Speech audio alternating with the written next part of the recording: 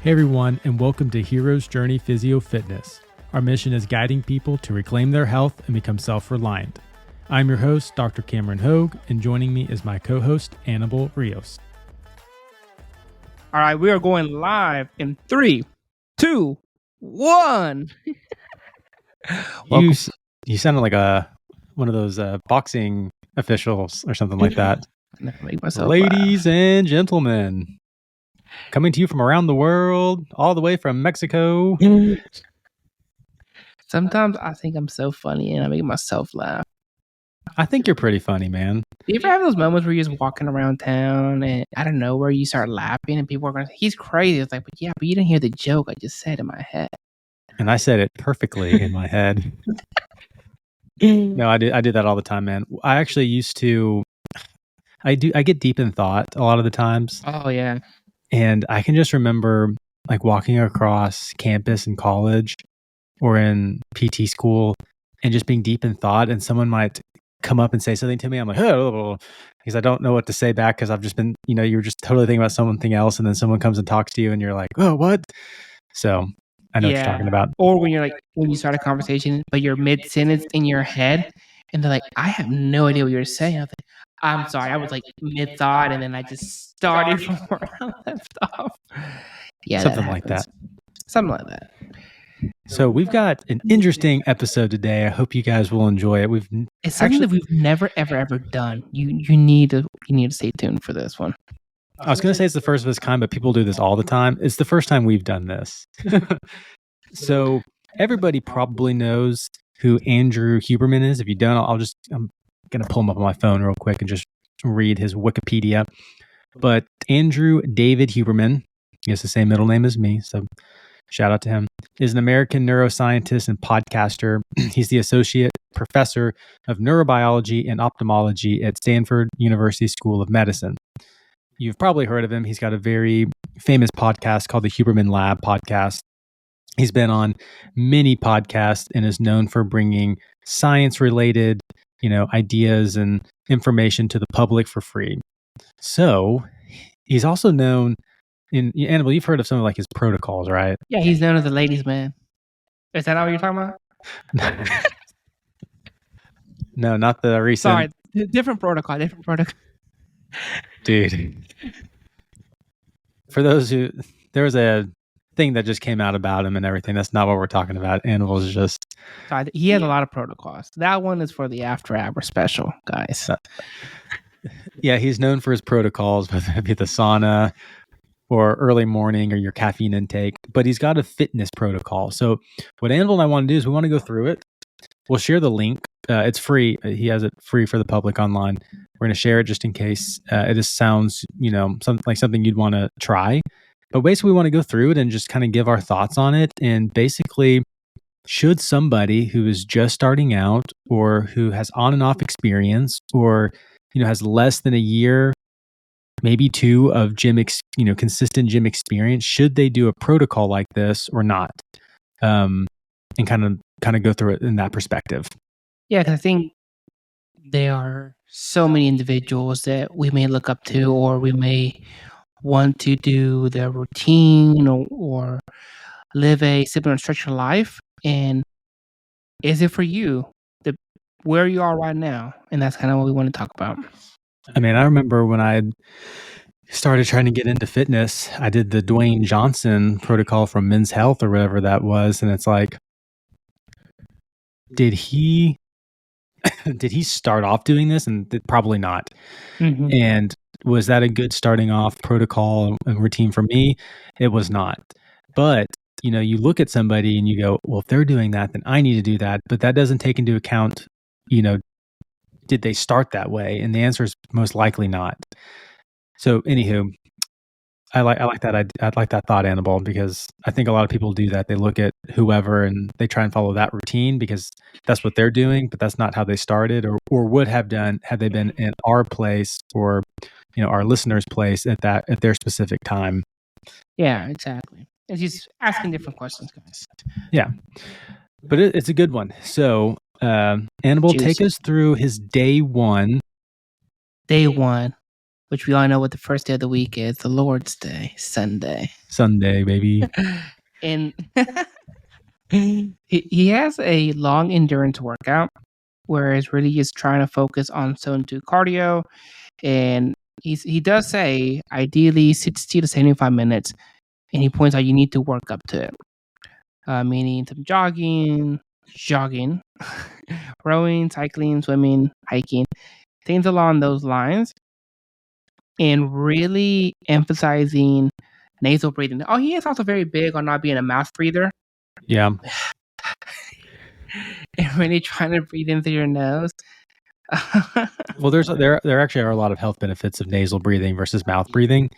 You know, at least for cardio, it does help with like lung capacity and blood circulation. It'll help control your breathing better too, where you're not just like gasping. It kind of like sets that better for most people. Yeah, well, I think you've called it diaphragmatic breathing, that deep belly breathing.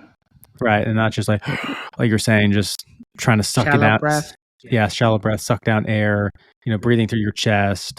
So nasal breathing helps to kind of not cycle that, helps to regulate that. But so with this, a long endurance workout, we like that. I like that. I like he said on there you could use a weighted vest. Recently it takes me about, I don't know, an hour, maybe 20 minutes to mow my lawn. So I've been putting a weighted vest on while I mow and kind of using that as, like kind of a long endurance workout type deal. It's also a push mower with no self-propelled. So it gives me a little bit of a workout. And that's kind of what I've been doing for that. But I do like that he talks about zone 2. So with like this long stuff, you want to run your easy days easy and your hard days hard. And this is what you'd call an easy day, where you're trying to do it for long periods of time. So you're not trying to gas yourself. Some people fall into that trap of, I've got to set a new PR record on my long run. And what this is just saying is, no, you're just trying to build up the reps. You're just trying to go for that period of time, focus on nasal breathing. Zone 2, meaning like you can still carry on a conversation, but no more. Yeah. No, I think too, for beginners is you need to know where you're starting, and you may not be able to go as hard or as long. What's the next one, Doc? Okay, so after the long endurance day 1 on Sunday, he says on Monday is going to be legs resistance training, or like weights, working on your legs. So with that, he says do about a 10-minute warm up and then focus about 50, maybe 60 minutes of actually training your legs. So basically for roughly an hour long. And what he likes to do is he likes to work the muscles in the lengthened position and the shortened position. So like for the legs, you got the quadriceps, hamstrings, and calves is what he put in there. So quadriceps, an example, he said he does leg extensions for the lengthened position and the hack squat for the shortened position. For hamstrings, he does leg curls, lengthened position, glute ham raise for the shortened position. For calves, he does, standing calf raises and seated calf raises. Kind of trying to work them basically from different angles. You don't really have to think about lengthened and shortened positions. You can if that makes sense to you, or you can just think about the angles. Like, am I doing one, sitting versus standing? Am I doing one where the weight is above me or below me? All that kind of stuff. So pretty common. But I do like that he's incorporating at least 2 different exercises per muscle group on his leg day. I also like that he cycles his reps. I think a lot of times, a lot of people get into the habit of doing the same reps, doing the same weight. And what he likes to do is that he has a schedule A and schedule B. So for an entire month, he's going to focus on like heavier weights, meaning that 4 to 8 rep range. And he does that for about a month, resting between 2 to 4 minutes. Because when you're lifting heavy, you do need more time to recover in between sets. And then also the next month, he would do more of a hypertrophy, the lighter weight, more volume of 8 to 15 reps. And this one, the rest time's a little bit shorter, but then he's cycling on and off every month to kind of help with that stimulus. And I think that was pretty good to have Yeah. that on there. I like that. Yeah.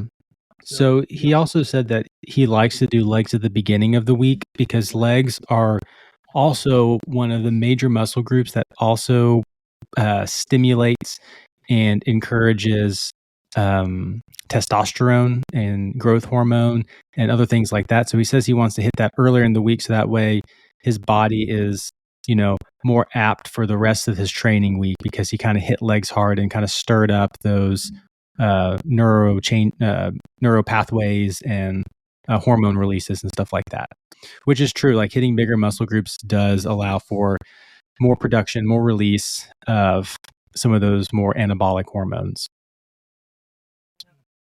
So that's his day 2 on Monday. Annabelle, what is his day 3 on Tuesday? Tuesday is recovery day for him.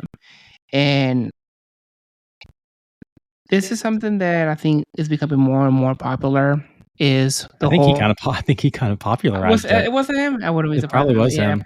I think it's like you see it everywhere now. It was probably him. The whole hot and cold, meaning he goes in the sauna for 20 minutes and then he goes into his ice bath for about 5 minutes, and he does this 3 to 5 times. So that's a lot. That's a lot. And I think there's a lot of benefits to it that's been shown for recovery as a whole. I think a lot of people they say it can help you with like fat loss and weight loss, and we don't want to get into that because a lot of people do it for the wrong reasons. But I think he's doing it more so for just recovering as a whole. He also has talked in length about the mental benefits of doing things that are really hard when it comes to temperature exposure, like hot or cold. So he's big onto like, doing something like that because you also gain willpower and kind of the mental fortitude to do something hard like that isn't just lifting weights. And like you said, Amble, there are benefits to doing these things, no doubt. And I think there's more and more research coming out about it. I do think some of the trendy biohacky stuff is kind of overplayed, kind of like you're saying, like, the cold is going to target these brown fats, and not this other type of fat. And it's like, maybe, I haven't looked in depth about that, but we do know that cold helps with recovery. Like 100%, we know that. I've run a few, ran a marathon and then have run like that's called the 48 challenge. We ended up running 48 miles in a couple days, and the ice bath literally saved me. It helped me recover so much quicker, not just after the race, but even like during the one that was a couple days long. And there is no doubt a benefit to allowing your body to kind of keep going, especially if you're pushing it really hard during the week and all that. But then on the flip side, you also don't. Sorry, we want to keep talking about the ice bath. You don't want to do it immediately after a workout because that can't. There are some studies showing that will stop the hypertrophy or muscle protein synthesis from happening because it stops the inflammatory process and all this kind of stuff. So it is more of like a recovery tool for like he's doing the next day, or maybe you do it before your workout or something like that. But he has this whole separate day for all this stuff. And that is his day number 3. Okay. And then, so Wednesday, day number 4, he calls it his torso and neck training, which I thought was interesting. Most people call it chest and back, but he calls it torso and neck. And he's kind of got like hyphen or parentheses. It indirectly trains the arms.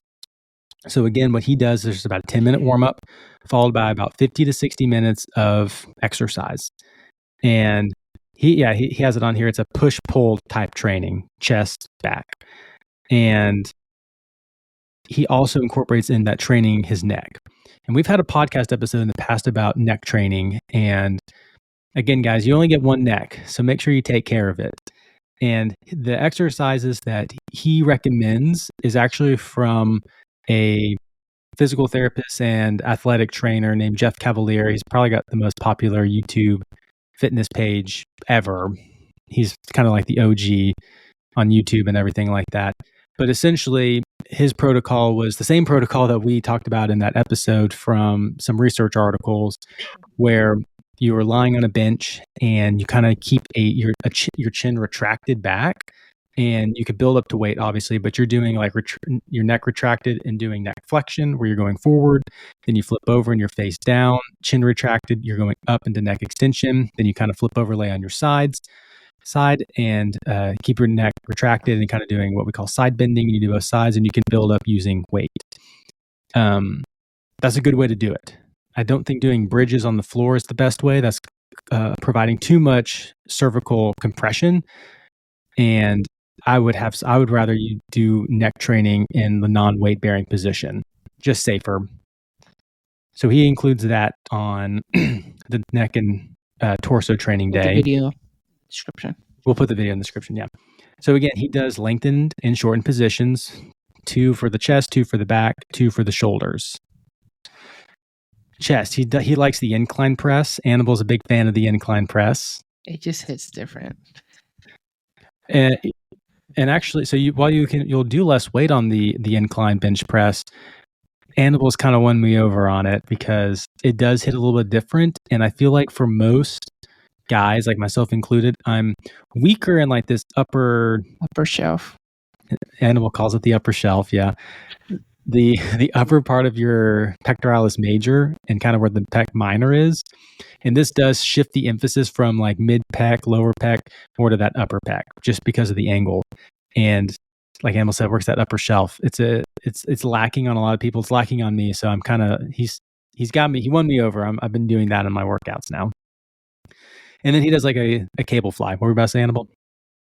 That fly's great. You've been talking about it. I'll have to incorporate it at some point.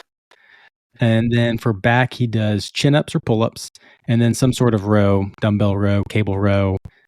Shoulders, again, he's going to hit shoulder press and lateral raise, and then sometimes he'll do shoulder press and rear delt flies, kind of, again, focusing on the shoulder. And that is his torso and neck training day. And he does those neck exercises as well. What's day number 5, Annabelle? Good routine.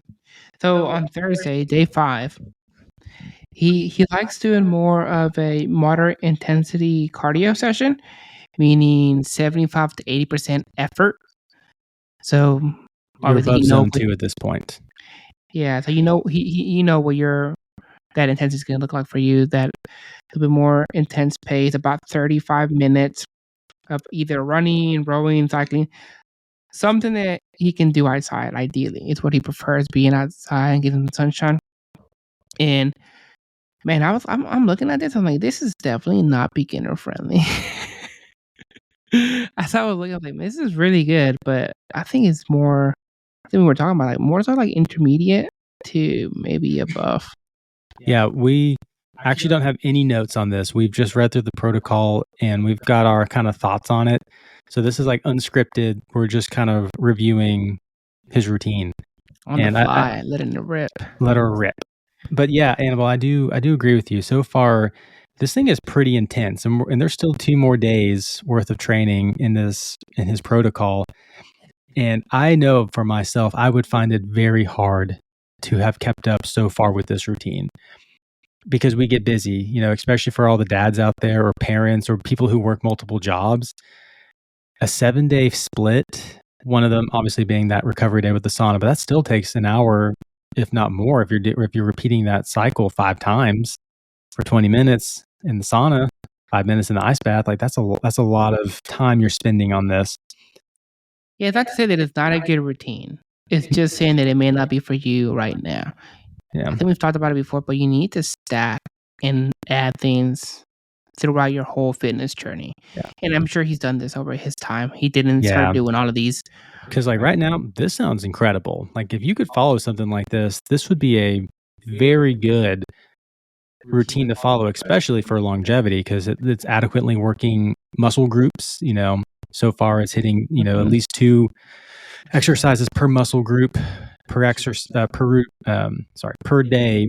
And then you're hitting that kind of twice a week, one directly, one indirectly.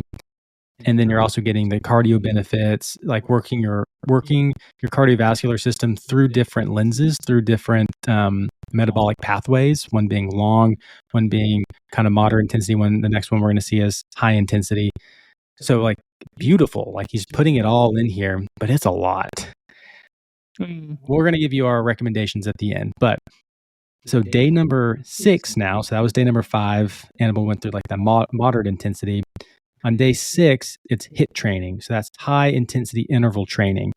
So, those are things like, I think they're called Tabatas, where you go 20 seconds on, 10 seconds off, or there's different protocols you can do. Like he recommends 20 to 60 seconds all out. Like you're going 90+% with like 10 seconds rest. You're trying to do rounds of this. You need to make sure you know what your max heart rate is. You want to do about 120 minus your age, and that'll kind of give you what your max heart rate is. So you don't want to go more than that, because that's theoretically higher than what your heart can handle. So don't do that. And he recommends doing things like the assault bike, which is killer, jogging intervals or sprinting intervals, all out sprints on a rower, skier. Basically, it's something that you have access to and can do with good form. But high intensity stuff is phenomenal. There are so many benefits to it, and I think what you were saying is spot on, Doc. I heard it once said, what is it, like weight training is for the quality of your life. I mean, lifting weights, that is, and cardio is more for like the longevity of your life. That's really well put. I totally agree with that. I know Dr. Peter Attia talks a lot about zone 2 cardio and VO2 max being very big predictors of longevity. But on the other side, he also has talked about strength being a huge predictor of longevity. We had an episode talking about grip strength, and there's a lot of research that shows how when grip strength starts to decline, it also is an indicator of your health. And the stronger someone's grip strength is, so to speak, the longer their predicted lifespan will be.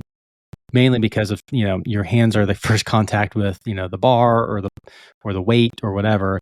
And usually that means that you're adequately, exercising and stuff like that. But or maybe you have a physical job and you're using your hands a lot and stuff. It's to show both of them are important for different reasons. Right, exactly. Okay, so Annabelle, what's day number 7 on Saturday? Saturday. All right. Man, he starts out all with a 10-minute warm-up plus the training. It takes about 50 to 60 minutes. This one's going to be focusing more on arms, necks, and calves. You cannot forget the calves, guys, especially during the summer. You don't want those little twigs showing. So he starts with biceps, the chicken legs. Getaway sticks. All right, he starts with biceps, the incline curl, the dumbbell curl, and the incline curl is really good. It hits your biceps in a way that most of us don't target. So when you're laying back a little bit more, you're able to extend it further, and then also does a that's like the lengthened position. Yes, the lengthened position, absolutely. And then he also does dumbbell curls, and then triceps. You have to hit the triceps, and then you're focusing on the overhead extension tricep, and then tricep dips or regular dips. That's still. Oh my gosh, when you do dips, it really. I mean, when I'm doing dips, my triceps are on fire. I mean, you're really hitting them. And then calves, again, he's doing standing calf raises, seated calf raises. Oh, he's also doing tip raises. I did not see them. He's been watching a lot of knees over toes. Yeah, probably where he got it from. Yeah, and he's also doing the neck exercises again. We'll put the link in the video. Okay, so we just went through his 7-day split pretty much. Now we're going to kind of go and nitpick through some of these things and then kind of give our recommendations. So Annabelle, let's start with the long endurance workout. So here's kind of what I'm thinking with this. I think this one's great.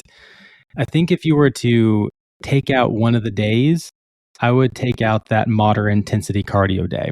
And I would keep more of what's called LISS, low intensity steady state, zone 2, which is kind of what this one is. And I would keep the high intensity interval training. And then if you had to cut one of those, I would cut this one, the long, the LISS one, the long endurance workout, and keep the HIIT. Here's why. Unless you incorporate this long endurance workout into your family time, I'm just thinking, like, at least who we're speaking to, which we're trying to speak to people who are busy, people who have families, and spending 75 minutes on a jog or on some machine or on a hike, like, that's a lot of time. So if you can incorporate that with your family, then yeah, keep this day. Maybe going on a hike with your family or a walk in the park with your family. Maybe you load up with a weighted vest. Maybe you hold some weights too. I don't know. You just Kids, I don't know. you carry your kid. Yeah, you do something where you just increase the difficulty where, you know, you're in that zone too, which is you can still take a conversation on, but no more. So that's what I would say about the long endurance one is maybe find a way to incorporate that into, you know, doing something with your family, doing something with your friends. That way it's not separate and you're not wasting 75 minutes, but it's sometimes hard to find time to do something for 75 minutes, especially if you're doing a 7-day split like this. Do you have any other thoughts That on? is such a good point. And like I said, not that this routine isn't good, it just may not be beginner friendly. The other thing that I personally like is doing full body splits over maybe push pull legs, bro split. They're all great different splits, and you can definitely switch it out. But when you so full body split meaning is you're hitting your whole body every workout. The reason I like it is, guess what? There's gonna be times where you might miss one of your workouts. Mm-hmm. And if you're doing There's like no a bro, might. You will miss a workout eventually. you're gonna miss a workout. It happens. But if you're doing like a bro split or you're doing this push pull leg, you could possibly miss a whole body part. But if you're doing full body every workout session, one, you're gonna able to hit it. You're gonna hit it more often. But two, in the event when that does happen and you miss a workout, you still hit legs, you still hit chest. You know, you hit all the body parts. That's a whole. I think one big thing you're saying even behind that is consistency is the number one thing. So even if you miss a workout and can still get 2 workouts in with the full body, you're still going to be able to make the necessary gains and adequately stimulate the muscles and be consistent. With something like this, you know, if you miss this long endurance one, like, when are you going to make that up during this week? You're going to have to skip one of the other workouts or skip your recovery day, or like, there's not a lot of room for error if you can't get one of these in. And I'm just looking at this going, this is not sustainable for, especially like we're saying, people who are busy or have like families, unless your job allows you to do that. So that would be my only critique on the long endurance day, is maybe try and do it with your family. Now the leg training one, I've got some critiques on this one. I love that he is hitting his calves. I love that he's hitting the muscles from different angles. One thing that I noticed that this workout is lacking is squats and deadlifts. Now, squats and deadlifts might not be for everybody when we're talking about barbell, but the squatting and hip hinging movement is for everybody. Here's why. Unless you plan on avoiding bending over the rest of your life to pick things up from the floor, whether that be your kids or moving a rock in your garden, you need to train this movement pattern. So you can hold kettlebells, dumbbells. You can do goblet squats. But you need some sort of squatting motion that's free weight, or what we'd call more functional. He's got hack squats, but that's in a machine. That would be my biggest critique on this leg day, is they're all isolation lifts for his legs, and they're not incorporating. He's not getting the. Well, talk about the argument that people say that free weights are more likely to lead to injuries over machines. Because I think that's the biggest argument that you'll hear. Okay, so one big thing against that is what machines, while doing the exercise on a machine could, yes, maybe be a little safer. Think about this. If you're just doing hack squats, which again, safe, a lot beginner friendly, definitely works your legs, definitely works your quads for sure. When you actually have to go squat, it's going to feel weird because you don't know how to incorporate other muscle groups. You don't know how to adequately brace your abdomen or use your arms to hold something while you squat. Think about that. So a lot of people end up hurting themselves if they switch from like doing isolation leg exercises and then try to go do deadlifts or barbell squats because they can do a lot on the hack machine and leg press, but they don't know how to brace. They don't know how to use these muscles synergistically in the movement. They just know how to isolate them. So that would be one big critique about hack squats and not having any sort of, deadlift or hip hinge variation in the leg day. So that's something that I would probably throw in there.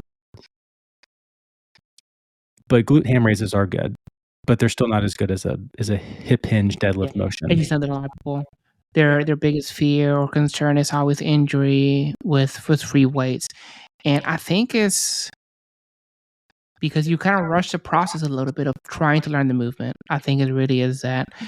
And I know for myself too, when I was starting to learn how to properly do the major lifts, whether that was squat, bench press, all these compound lifts, is that you don't take the time to learn. You just want to add more weight. I get it. I was the same way. You want to keep adding more and more weight. Mm. You want to see the bar, more weight on the bar. But at times you're not learning the technique. And I'm telling you can get away with so many errors and having deficiencies in your technique when the weight's light. But when it gets heavy, you're going to find out real quick, oh wait, I'm not squatting properly. I'm leaning more towards one side, or I'm not benching right because I'm keep tweaking my right shoulder. You'll find out real quick when the weight gets heavy. You are so true on that. I have found that out way too many times. But yes, if you don't correct, your form leading up to the heavyweights will humble you. Is there any critique you have on the leg day other than what I was saying about there's no real free weight squat movement or hip hinge movement? I think I'm biased. I prefer free weights. I would say have most of your lifts be free weight lifts and then incorporating machines. There's nothing wrong with machines. I think they're very good for beginners, in my opinion, to build up to doing a bar using like a barbell squat. Yeah, that would be the only thing.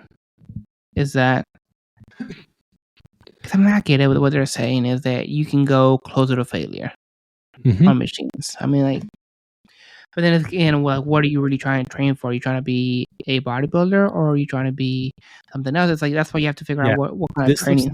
This could look like a good bodybuilder lower leg day, even though bodybuilders do back squats.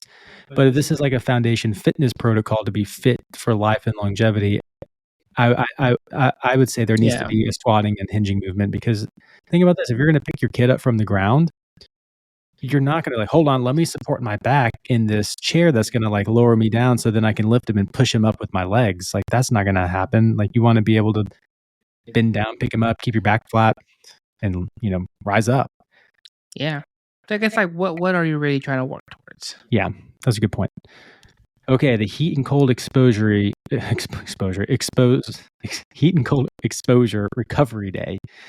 Man, that was a handful. So like we're saying, sauna and cold plunges are great. If you have access to them, probably should do them. If I had access to them, I would definitely do it. I've heard him say, and people say well, you can, turn your shower on all the way cold and go hot and kind of go back and forth. And it's you could probably do that. And there's probably some of the mental benefits, but I don't think it's going to get cold or hot enough to actually get the benefits that the sauna and the ice bath actually does. Because if it did, then people will just do that and not actually do the sauna and do the ice bath. So yeah, it might be good while you're traveling or if you don't have access to these things, but you're not going to get the same benefit of the sauna or the ice bath just doing it in your shower. Using the shower, not putting ice in it needs to reach certain temperatures both ways. Yes, exactly. What I would do instead, unless you have access to these things, this is a lot of time spent doing this. I would do mobility on this day. So if you're going to do an active recovery day, I would get a yoga mat. There's tons of YouTube videos. We've got stuff on our Instagram page where you focus on some mobility, back, hips, shoulders. Use that as your recovery day and really, free up some motion and get rid of some aches and pains so that you're, able to conquer the week. And that can just take 20 minutes or less. This is saying, what's that? 20 times 5 plus 5 minutes times, it's a lot. You're going to be doing this for hours. Do 20 minutes of mobility work. You can do more if you want, but that's what I would do on the recovery day instead of this. Yeah, it's like an hour and a half. Yeah, I don't want to do math live, so I just said hours. It's about an hour and a half. Yeah, hopefully I'm right. Why don't you let us know how long it actually is? Yeah. But that is true. And I think that's something that we were talking about is a lot of these programs that you see that some fitness influencers have, they're great for them. Great for them. Good. That's a good point. Like, is this ideal fitness routine? Like, it sounds perfect on paper. It sounds really good, especially for what it wants to be. But you can't be consistent doing this, I think, unless you have the perfect job and that allows you to take, an hour and a half break every day, or maybe your family doesn't get home before you and you get off at 3, something. But for most people, there's no way you can be consistent with this. And that's what leads me to maybe you can have a variation of this. Maybe you don't do an hour and a half of mobility, but you have like a weekly 15-minute routine.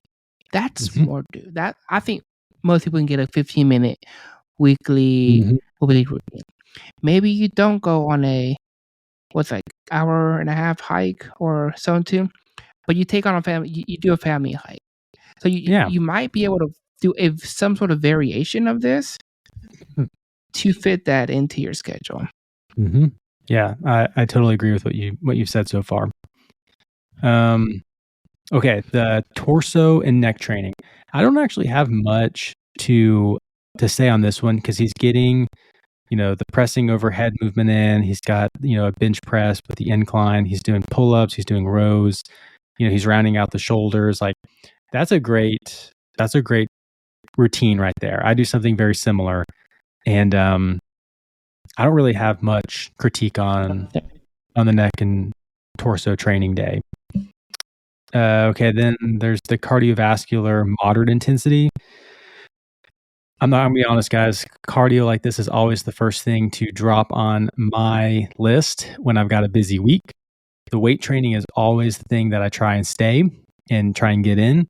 And then, I try to do the cardio either with my family or like I kind of do with mowing the grass and using a weight vest and, walking around for an hour, kind of hiking or rucking doing that.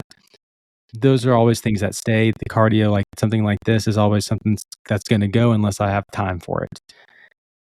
What I would focus on instead, and maybe we can come back to this here in a second, Annabelle, is doing the HIIT training. Because in HIIT training, you can get a killer workout in 20 minutes or less. You literally cannot go very long during this. Like, the purpose of this, Why don't you share some of the benefits about HIIT and why you keep saying? Why you're saying if you had to drop one, you would drop less and you would drop the moderate, but keep the HIIT. Yeah. Okay. So biggest one is time. Time is a precious modality, and this one takes less time. Number 2 is there's different metabolic pathways. I don't know we're going to get into this, but we'll get into it. There's different metabolic pathways that you can stimulate depending on the type of training that you do. When you do HIIT training, it definitely works cardio. It's working more anaerobic than aerobic, because aerobic means you have to be consistently doing something, getting your heart rate up for about 3 to 5 minutes plus. And then you kind of start to transition into what you'd call aerobic training. And when you do that, how you break down ATP and how your body gives you energy is different. What I like about the HIIT is that even when you stop the workout, you can still reap the benefits. Like, you can still burn fat and calories after you finish the workout. With aerobic, you can technically, quote, burn more calories because maybe you can do it for longer periods. So, like, again, if you ran for 3 hours, you're going to burn a crap ton of calories, but you also just ran for 3 hours. During, yeah. But as soon as you stop burning calories. You can do 20 minutes of HIIT and you can burn more calories as if you had just run an hour. So I would focus on that because of the time, because you can burn calories and fat even after the workout. And plus, I just like I like the changing of the heart rate. I think that helps more with VO2 max. in longevity because, you can elevate your heart rate, and then how fast can your heart rate, go back down? And then you elevate your heart rate, and then how fast can it go back down? So again, they're both good, but I always pick HIIT over LISS. And this is for general health and fitness classes. Yeah. I mean, yeah, you're right, Animal. We're not trying to train marathoners here. If you're a marathoner, definitely get your LISS in. Yeah, exactly. Okay. Last day, the arms, neck, and calves. Do you have any critiques on this one? This kind of is the way I looked at it. It's like an accessory day, Mm-hmm. which I think that there's nothing wrong with having an accessory day if it fits your schedule, or it depends on what kind of workout split you're doing. Maybe we should do an episode on that. There's so many different ways to break up your workout. There's like upper, lower, push, pull, bro split. There is full body, and I'm sure there's way more than that. There's definitely, you can even combine the two where you do push, pull, and full body. And on your pull day, you do some legs, and on your full body, you're obviously getting some more legs. Yeah, there's definitely a ton of different ways you can break this up. Ways you can go, yeah. But in terms of an accessory day, this is great. I think incline curls are great. I think dips are great. I have really no critiques over how he's got his arms, neck, and calves training in there.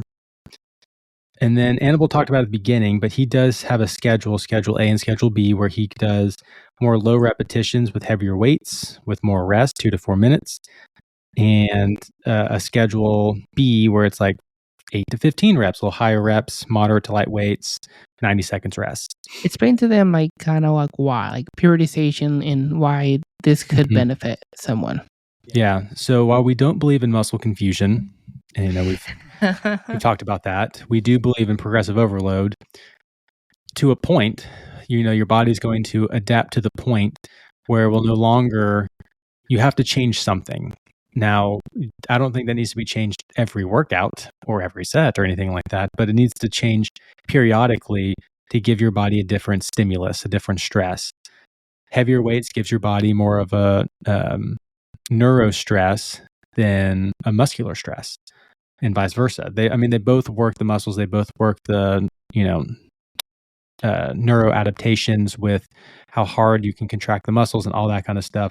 But again, they're still different stimuluses. You're not going to get a muscle pump doing 3 reps of something, but you're going to definitely work a lot of the motor units in the muscle to contract harder versus doing 15, 20 reps on a bicep curl.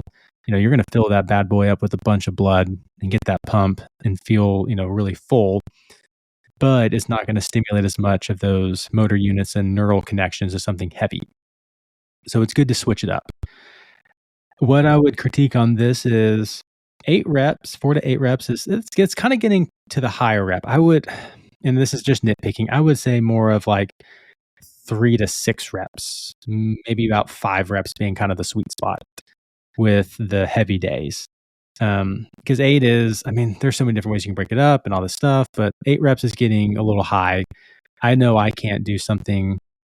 I definitely heavy. Yeah, we're talking heavy, and 3 to 5 reps is where I would probably stay with heavy weights, and then switch to 8 to 15 reps for the next phase.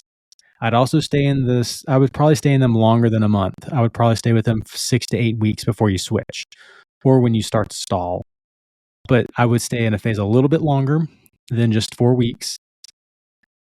And I would probably do, I want to see what you think about this, Annabelle. I would probably, and it's also interesting too, because of how he's got his split up with, having a lot of accessory exercises. I know we already talked about we'd want to put some squats and some, deadlifts in there. But with some of those accessory, lateral raises, I'm not going to do 3 reps on lateral raises heavy.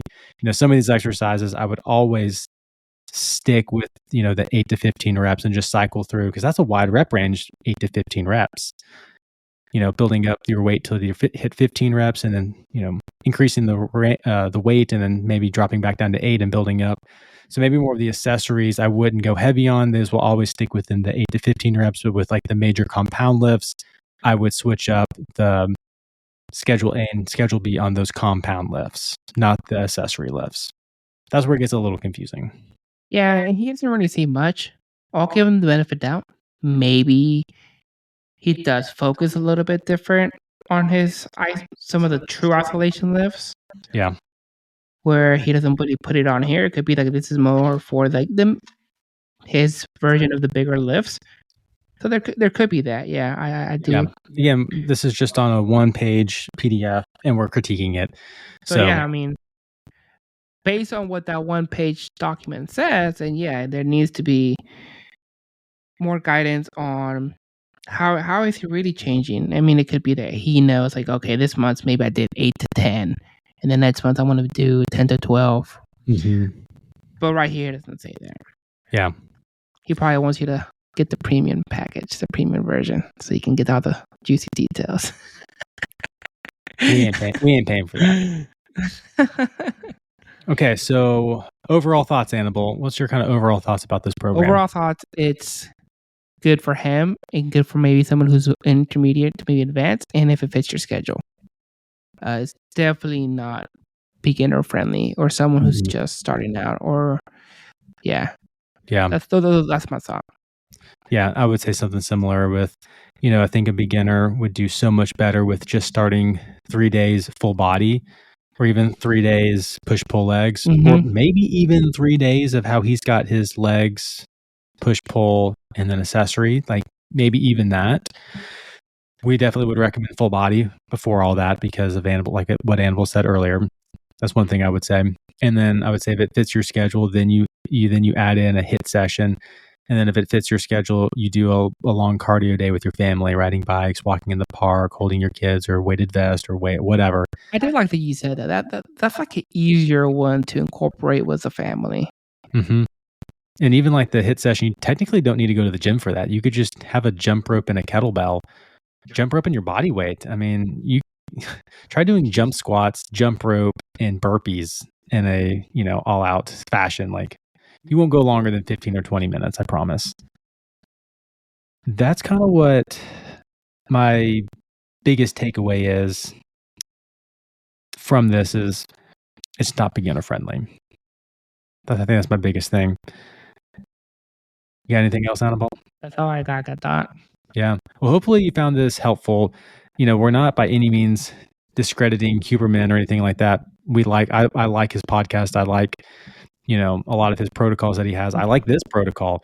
We're just saying it's not beginner friendly. Yeah, we're just trying to draw awareness because I think a lot of people see these guys that they look up to or gals that look up to, and like, man, to get to where they are, I have to do all these things. And the thing is, not necessarily. You need to know where to start, and that's how we're trying to shot a line on. Because a lot of times you get confused, and you see these guys' workout, and you have to do all these.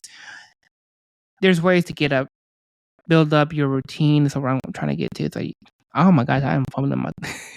Build up your routine over time. That's what I'm trying to say. Stack those wins, baby. Yeah. All right, man. So, guys, just remember that you are human, and you should not seek perfection, but daily improvement. We'll see you guys. You guys.